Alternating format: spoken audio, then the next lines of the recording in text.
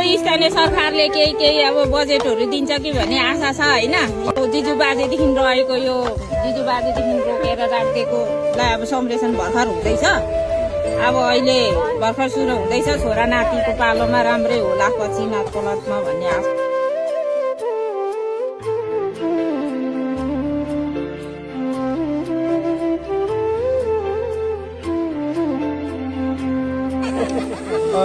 यो जिरमलेमा रहेको एउटा सुन्दर डाँडालाई हामीले पहिचान स्वरूप यसलाई सिँगार्न खोजेको हो।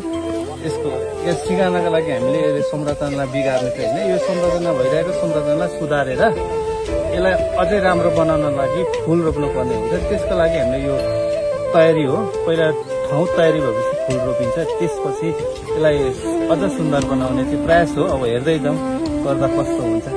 सहयोग त अहिलेसम्म राम्रो छ, यतिको सहयोग त जिरमलेमा जतिको सहयोग चाहिँ अन्य ठाउँमा हुँदैन होला जस्तो लाग्छ मलाई चाहिँ। स्थानीय सरकारबाट अपेक्षा ठुलै हो, अहिलेसम्म त्यस्तो ठुलो सहयोग भइरहेको छैन। फुल रोप्नका लागि हामीलाई पालिकाबाट स्वरोजगारबाट दिने उहाँहरूले छुटाउनु भएको छ थोरै रकम, र त्यतिले नपुग्ने अवस्था चाहिँ हो। अझै हामीले थप माग्नुपर्ने अवस्था चाहिँ छ। पार्क बनाउने हाम्रो चाहिँ कल्पना हो। भविष्यमा चाहिँ यहाँ चाहिँ पर्यटनहरू एकदमै आउने वातावरण बनाउँदैछौँ हामी, सम्भावना छ, 100% छ।